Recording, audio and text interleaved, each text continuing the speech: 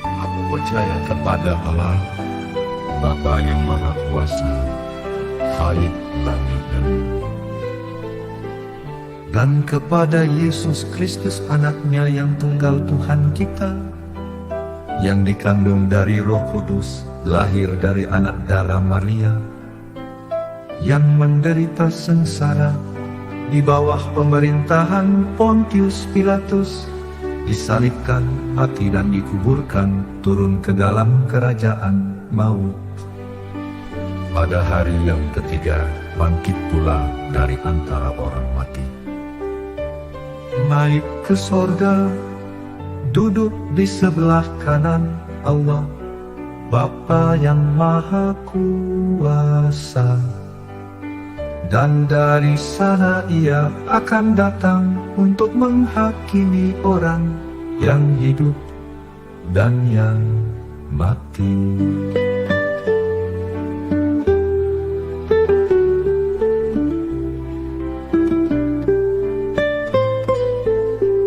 Aku percaya kepada Roh Kudus, gereja yang kudus dan am, persekutuan orang kudus, pengampunan dosa, kebangkitan tubuh, dan hidup yang kekal. Amin. Amin. Amin.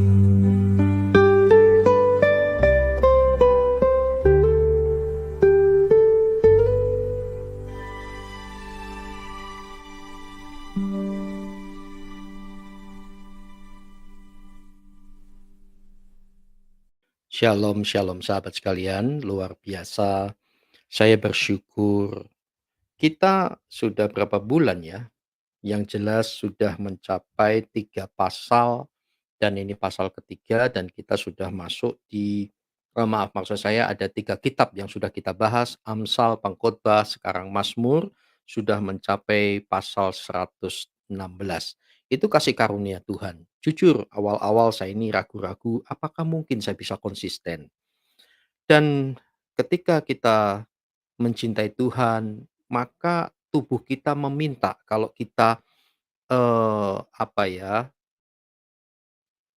ingin ingin, sekali-sekali bolonglah, padahal bisa. Tapi ketika kita awalnya jadi saudara gini, kalau saudara ingin memiliki habit dan bahkan budaya hidup pribadi, maka disiplin dari luar itu penting. Untuk muncul disiplin dari dalam, dibutuhkan bantuan disiplin dari luar. Ya, ini saya membicarakan tentang bagaimana engkau itu bisa terikat dengan ibadah, terikat dengan Tuhan, terikat dengan Alkitab, selain berdoa, tapi doa itu juga bisa jadi sia-sia kalau pola pikir saudara tidak tepat. Semua yang baik, indah, sedap, ditegar, pikirkanlah semua itu, kata firman Tuhan Filipi 4 ayat 8.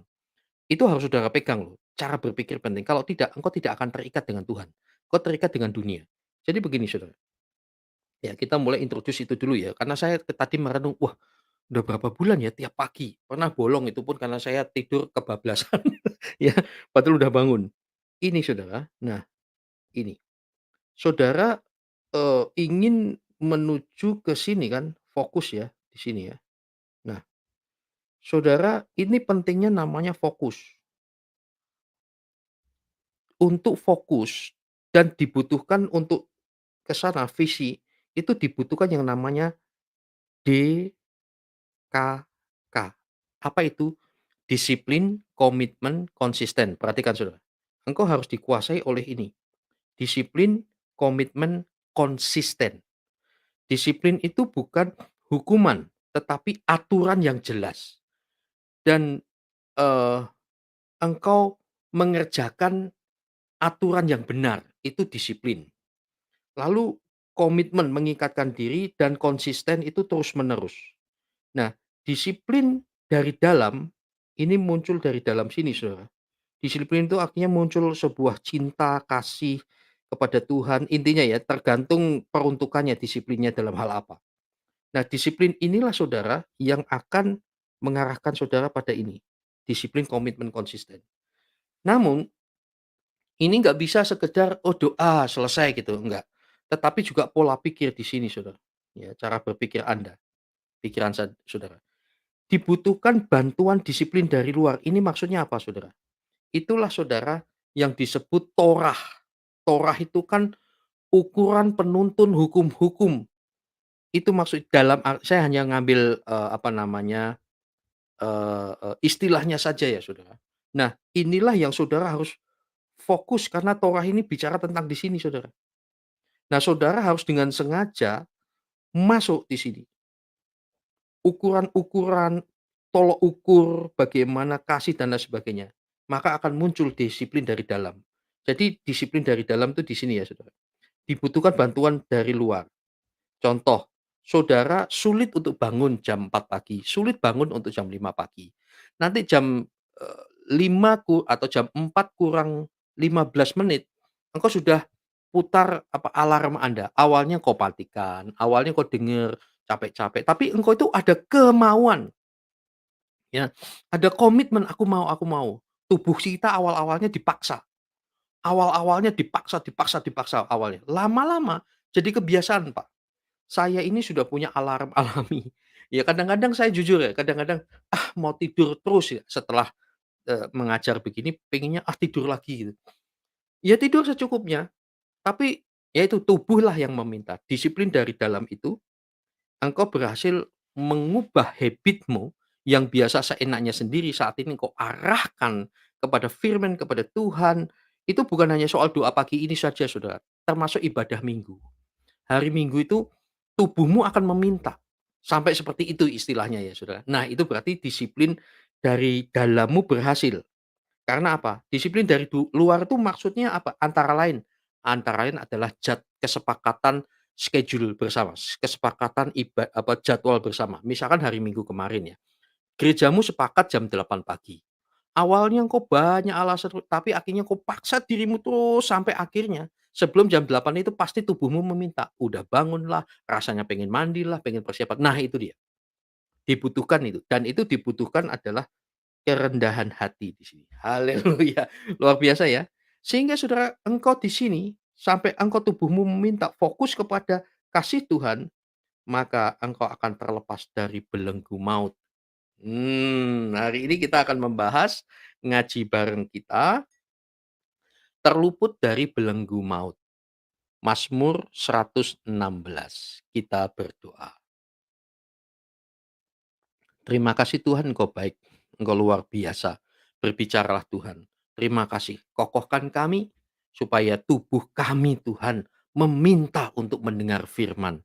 Pikiran kami, hati kami meminta untuk diajar firman Tuhan. Dan keegoisan kami taklukkan untuk taat kepada firman-Mu. Terima kasih Tuhan, kami bersyukur. Amin.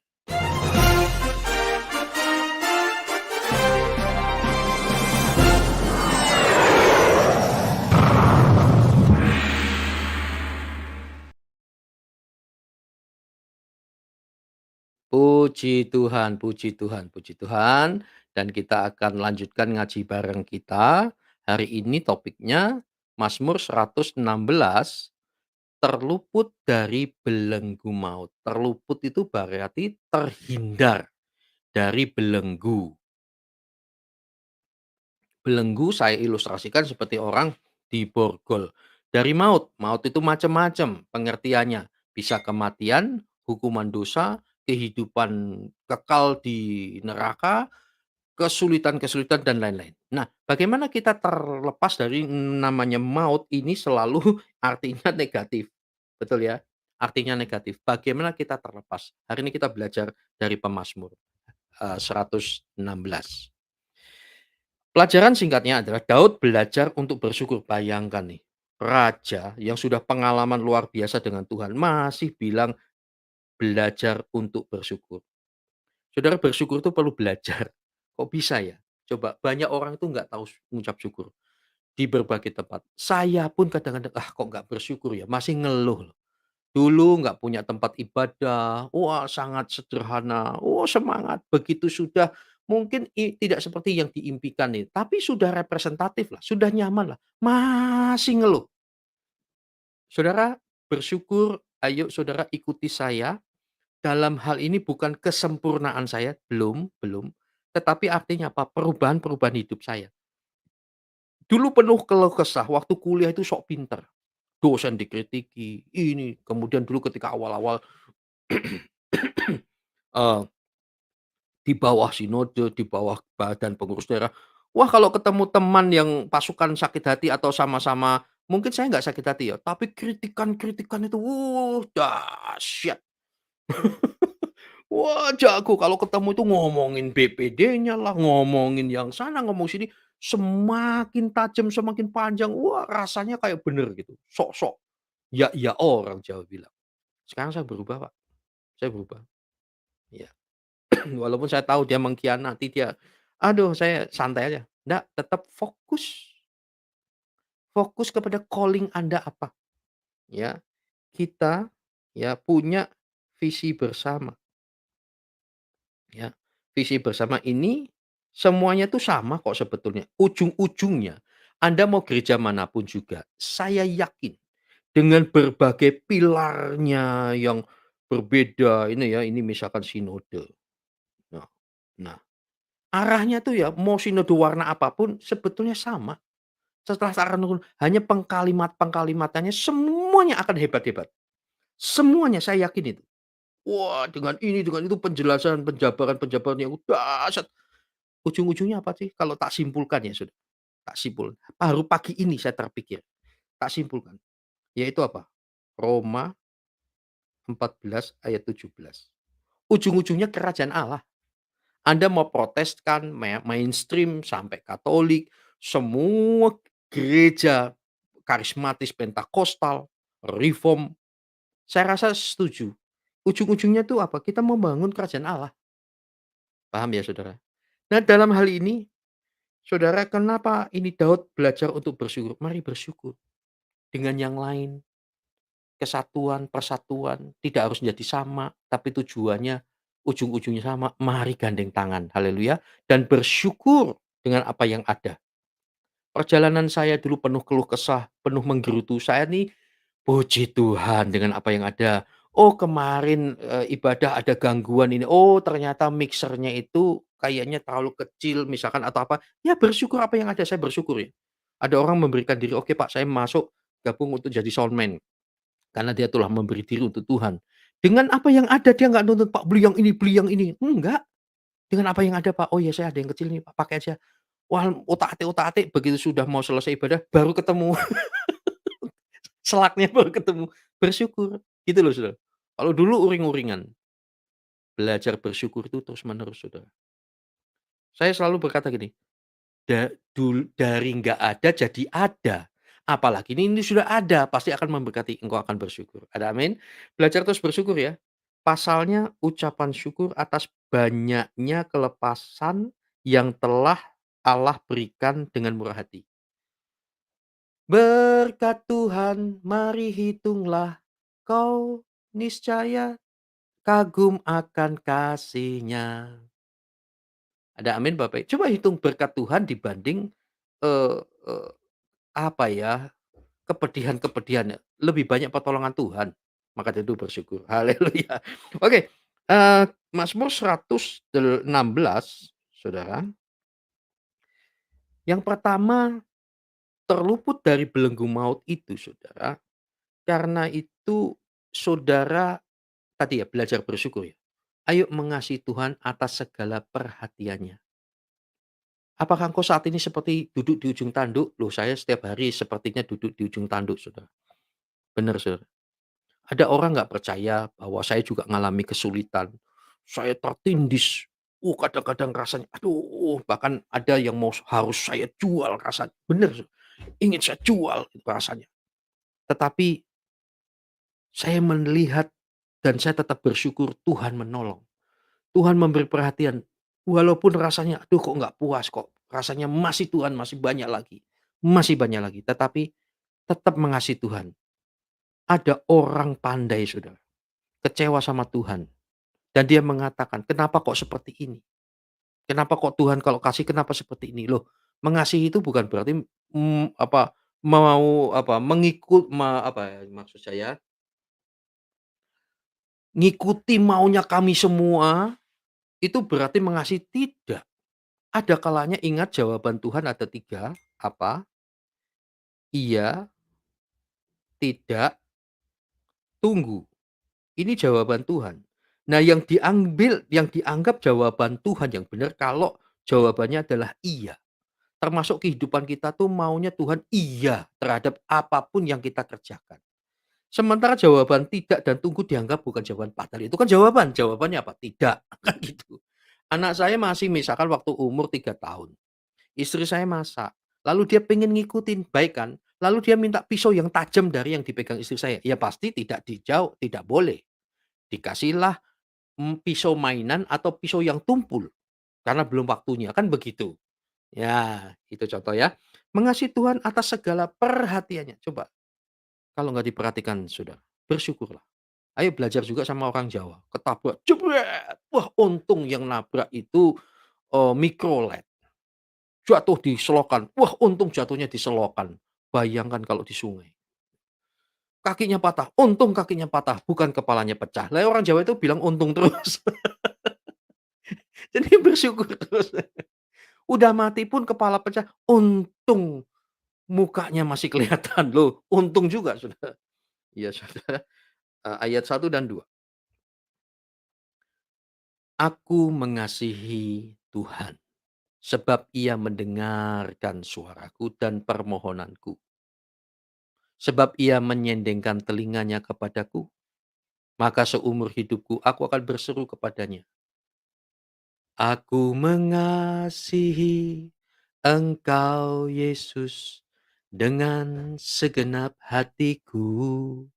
Aku mengasihi Engkau Yesus dengan segenap jiwaku. Ku renungkan firman-Mu siang dan malam. Ku pegang perintah-Mu dan ku lakukan. Engkau tahu ya Tuhan, tujuan hidupku hanyalah untuk menyenangkan hati-Mu. Teng teng teng teng teng, teng teng. Seumur hidup ayo bersyukur. Bapak Ibu, biarlah engkau bersyukur sampai tubuh meminta engkau untuk ayo bersyukur, ayo bersyukur. Disiplin dari dalam dibutuhkan bantuan disiplin dari luar. Termasuk ngaji bareng ini, jadikan itu bantuan untuk saudara. Tiap pagi, bangun tiap pagi. Ingat ya, sesuai dengan peruntukannya ya. Yang, "Aduh nggak bisa Pak kaca cepat," ya nggak apa-apa. Kan ini rekaman, ini kan bukan gereja ya. Jadi ibaratnya ngaji ini suplemen untuk Anda-Anda yang bergereja dimanapun berada. Ya, ya. Kalau Anda diberkati, ayo sama-sama belajar disiplin, mengikuti aturan yang ada untuk meminta tiap pagi diberkati dengan firman. Selalu baru setiap pagi, baru setiap pagi, besar setiamu Tuhan, besar setiamu. Haleluya. Mengasihi Tuhan atas segala Tuhan itu perhatian Saudara. Saudara, saudara yang lagi kecewa, yang hari ini kecewa, atau yang 5 tahun lalu pernah nggak saudara kecewa? Saudara ikuti saya selalu ngomong ikuti saya karena saya memperhatikan firman dan terjadi. Ayo ini pengalaman saya gitu loh. Bukan sayanya ya, "Wah Pak Eri hebat," bukan. Ikuti saya karena firman itu benar, gitu loh. Yang sudah saya praktekkan itu benar. Bukan Pak Eri hebat, enggak. Firman Tuhan itu nyata. Hebat nggak firman Tuhan? Gitu loh. Paham ya? Jadi kalau saya bilang ikuti saya, ini Alkitab ya. Saya dengar Saudara, Alkitab ini, eee, saya dengar, oke. Saya mendengarnya, terjadi timbal balik. Lalu saya mempraktekannya, lalu saya berkemenangan. Karena apa? Dasar firman Tuhan. Saya bilang, mari ikuti saya, ini loh firman. Ini firman yang saya praktekkan nih." Terjadi. Seperti Petrus ketika Tuhan bilang, "Terus terus, coba lempar ke kanan." Tukang kayu, kau tahu apa? Enggak begitu tuh. Ini soal ikan, bukan soal paku, triplek gitu, bukan. Tapi dia lakukan aja. Lalu terjadi, wah langsung dia panggil teman-temannya, "Woi, bro sini, bro sini sini, ayo ayo ayo ada ikan buahnya." Nah kayak gitu loh, itu yang saya maksud, gitu. Luar biasa ya, Tuhan perhatian, Tuhan memberi perhatian kepada kami. Aduh, saudara, sama Tuhan izinkan engkau punya bisnis dan lain sebagainya. Dulu saya punya bisnis, lepas semuanya, dan akhirnya udah sekian tahun ini saya pokoknya full time saja. Perhatiannya sama, ya. Dan saat ini Tuhan memberikan hikmat-hikmat-Nya, ya pengalaman yang lalu dan yang sekarang, itu sekarang jauh lebih, apa ya, lebih, lebih bijak, lebih hati-hati gitu kejadiannya, mengasihi Tuhan karena segala perhatian Tuhan. Saudara, Tuhan memperhatikan Anda. Yang kedua, pengalaman mengalami Tuhan. Nah, ini saya suka. Saya suka selalu mengatakan berpengalaman dengan Tuhan. Berpengalaman dengan ayo berpengalaman dengan Tuhan. Artinya bukan pengalaman berarti lebih hebat dari yang lain, bukan bukan yang seperti itu. Artinya ngalami Tuhan, seperti yang tak ceritakan tadi. Jadi saudara, aduh saudara, saat ini serius dalam nama Yesus, saya sangat serius. Orang Islam terutama penyerang-penyerang Kristen, kadang-kadang mereka kritik-kritik ya, kritis-kritis gitu. Wah, kadang-kadang saya sulit jawab, karena pertanyaannya aja saya nggak ngerti. Apa yang ditanyakan aja saya nggak ngerti. Ini maksud tanyamu opo? Tapi ada juga pertanyaan yang tajam gitu. Wah, apalagi kritik teks, histori dan seterusnya. Kadang-kadang saya nggak bisa jawab, tapi saya diem gitu. Tapi sekarang sekalipun saya tidak menjawab, atau jawaban saya salah, itu kan kemanusiawian saya, keterbatasan saya. Saya bukan seorang, otak saya kan bukan otak AI ya, artificial intelligence seolah-olah bisa jawab segala sesuatu, ya. Nah, sekalipun demikian, tetapi tidak menggoyahkan Tuhanku itu ada. Paham Bapak Ibu? Sekalipun ada orang ngobok-ngobok Alkitab sampai berkesan Alkitab itu seolah-olah palsu, salah segala macam, tidak menggoyahkan saya. Bukan pengetahuan itu yang membuat saya percaya Tuhan. Paham Bapak Ibu? Tapi berpengalaman dengan Tuhan. Mengalami Tuhan itu, Yesusku ada. Lah Alkitab itu adalah buku sejarah yang menceritakan tentang Tuhan, perintah-perintah Tuhan yang dicatat oleh manusia, yang penuh kekurangan kelemahan. Maka kalau engkau mengkritiki itu, ya bisa saja terdapat sebuah ketidaktepatan, tapi itu tidak menggoyahkan iman saya. Yesusku itu benar, Tuhanku itu benar. Paham nggak saudara? Caranya begitu. Saya tidak mengajarkan fanatik buta. Beda dengan sebelah Pak, RT sebelah. Jelas-jelas dongeng, dia nggak pusing Pak. Jelas-jelas bahkan Mimi Hijab yang mengatakan bahwa sains dalam Al-Quran itu sudah sudah ditolak, udah terbukti salah, udah terbukti nggak relevan, tapi jawabannya apa? "Aku nggak peduli." Nah itu salah, ya. Bukan begitu yang saya maksud, ya. Saya percaya fanatik penuh kepada, Alkitab bahwa itu kebenaran, bukan karena fanatik buta. Tetapi Alkitab itu terkonfirmasi dengan sejarah dunia ini dan menyatakan Tuhan itu benar. Tapi kalau kritik teks, tafsir yang kurang tepat segala itu normal, wajar. Tetapi kebenarannya itu relevan. Kebenarannya terkonfirmasi antara dunia rohani, spiritual, dan dunia nyata. Dan terbukti dengan sejarah. Bicara tentang Salomo yang di Islam dirubah menjadi Sulaiman, akhirnya jadi film anak Aladin, semacam film Aladin, naik karpet terbang dan lain sebagainya. Terus menyerang kekristenan, dianggap terus Alkitab disempurnakan di Al-Quran, saya tidak bisa percaya Al-Quran. Kenapa saudara? Itu tadi, nggak usah pakai dalil, sejarah saja, tutup 2 kitab sucimu dan kitab suciku, tanya kepada sejarah. Mana bukti arkeologianya? Salomo ada, tembok ratapan. Lah kamu mana? Ada di 21, seperti film Aladin itu contohnya, kan gitu. Nah maka dari itu Bapak Ibu, mengalami Tuhan itu jauh lebih penting daripada pengetahuan tentang Tuhan. Perhatikan, mengalami Tuhan Berpengalaman dengan Tuhan itu jauh lebih penting daripada pengetahuan tentang Tuhan.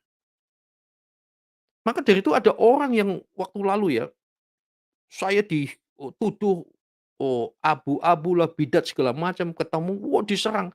Oke, sekarang silahkan engkau ajarkan dengan kebenaranmu itu, tapi berapa banyak orang bertobat dari pelayananmu, gitu loh. Lah lalu pengalaman-pengalaman hidupmu ketika engkau di live, apa yang kau ceritakan tentang Yesus? Oh, hanya tentang ilmu ini, nggak ada gunanya, Saudara. Nah, berpengalaman dengan Tuhan, mengalami Tuhan, jauh lebih penting daripada ilmu pengetahuan. Saya tidak mengatakan terpenting, lebih penting pengetahuan, maksud saya gini, bukan berarti pengetahuan tidak penting, penting, tapi terpenting apa gunanya tanpa engkau bisa membuktikan bahwa Tuhan ada, bukan dengan pengetahuan, tapi ngalami. Terlalu banyak kesaksian saya, Saudara, sejak saya bertobat sampai sekolah Alkitab, itu Tuhan tolong, orang tua saya menyatakan tidak bisa membiayai karena menolak pertobatan saya, akhirnya sampai sekarang itu Tuhan yang membiayai. Pengalaman dengan Tuhan.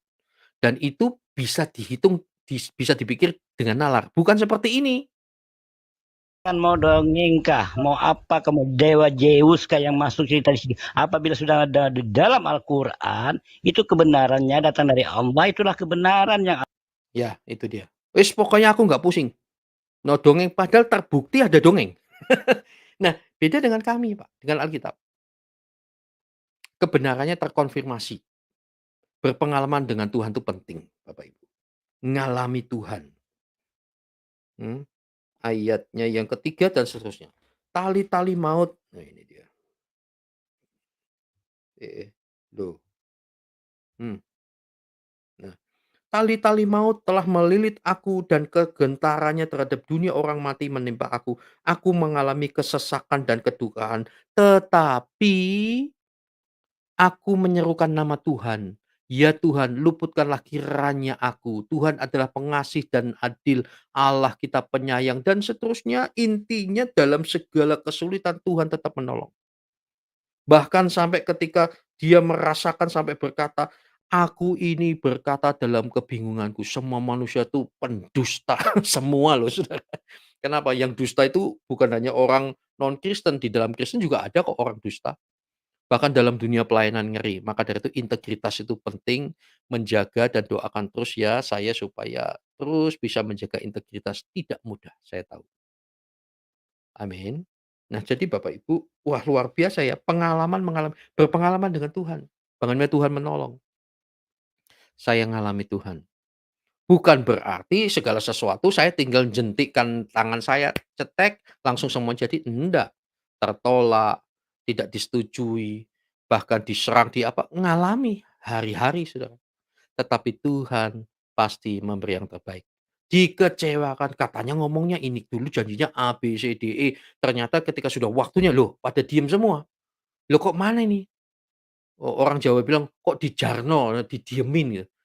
Saya, Saudara, sekali lagi dalam hal ini ikuti saya. Engkau pernah dapat janji orang, sementara yang dia janjikan ini sementara engkau berjalan terus dan engkau merasanya aman karena dia berjanji, tapi tiba dia diem, Saudara, jalan terus. Visimu harus jalankan terus, ya. Kalau engkau tahu itu dari Tuhan, jalan terus. Tuhan yang membuka, Tuhan yang, bertanggung jawab, Tuhan yang buka, kalau mau tutup, Tuhan yang nutup, ya. Maju terus. Terakhir, anak berharga di mata Tuhan. Ingat, hubungan pribadi kita dengan Tuhan itu antara bapak dan anak, dan itu bapak yang baik. Seperti bapa sayang anaknya, demikianlah engkau mengasihiku. Hari depan indah kau beri, rancanganmu yang terbaik bagiku. Wah, luar biasa. Di mata Tuhan kita itu berharga. Bahkan kita disebut seperti biji mata Tuhan. Biji matanya kita ini, Saudara. Kita ini biji matanya. Saudara punya biji mata toh? Kalau ada debu kecil aja tik di sini, wah, orang Jawa bilang, "Apa sih akan dilimbang." Cari gayung ada airnya, kedip-kedip di situ, wah pokoknya bagaimana caranya. Secinta-cintanya istri saya pasti menolak ketika dia bertanya, "Papa, bolehkah aku membelai matamu yang indah, mata kejawaan yang indah?"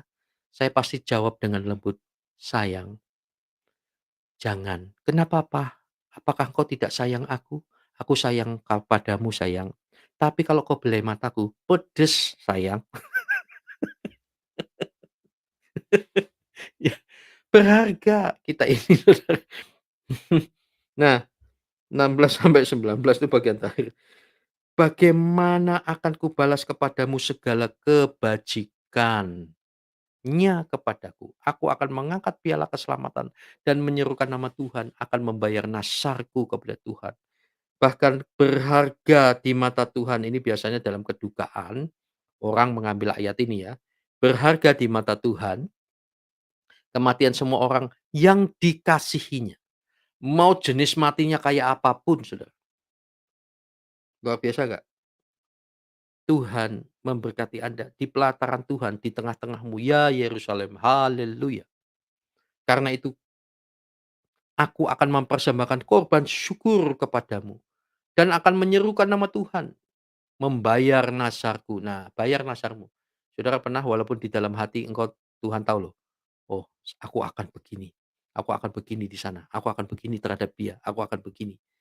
Aku akan berikan begini. Aku akan begini. Ingat saudara, itu nazar. Langsung tidak langsung. Bayar. Dalam arti genapi. Lakukan yang terbaik. Belum bisa malah terpuruk sembayang. Berpengalaman dengan Tuhan. Haleluya. Saudara-saudara, terlepas dari belenggu maut, kasihi Tuhan dengan segenap hatimu, dengan segenap akal budimu, dengan segenap jiwamu. Itu adalah hukum yang pertama dan yang utama. Dan hukum yang kedua yang sama dengan itu, kasihlah sesamamu manusia. Matius 22 ayat 37 sampai 40. Lalu ngalami Tuhan. Penting sekolah kuliah. Anda yang sudah bertitel nggak apa-apa. Dan saya sarankan saudara-saudara ya nggak usah terlalu banyak kritik terhadap orang bertitel, itu haknya dia ngapain sih?"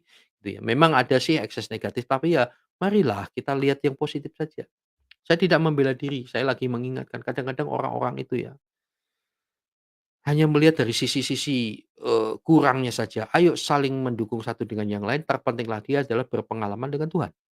Karena engkau anak yang berharga di mata Tuhan, sehingga terlepas dari belenggu maut. Amin. Puji Tuhan.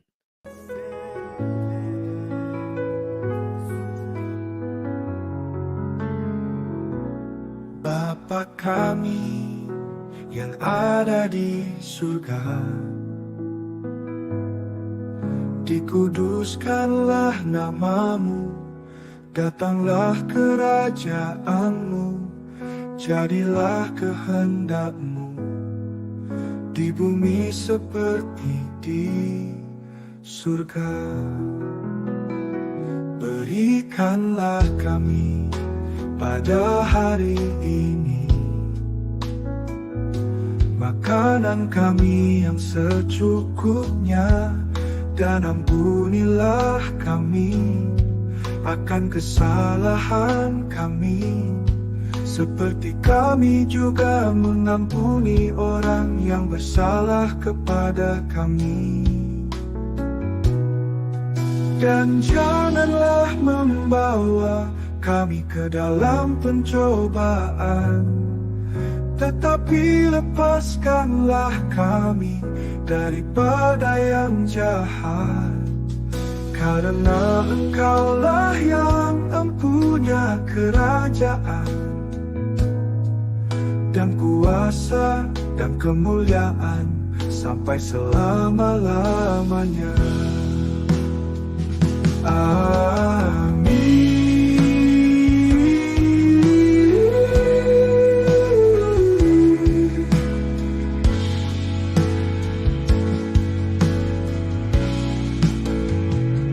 Berikanlah kami pada hari ini makanan kami yang secukupnya, dan ampunilah kami akan kesalahan kami, seperti kami juga mengampuni orang yang bersalah kepada kami. Dan janganlah membawa kami ke dalam pencobaan, tetapi lepaskanlah kami daripada yang jahat. Karena Engkaulah yang mempunyai kerajaan dan kuasa dan kemuliaan sampai selama-lamanya. Amin.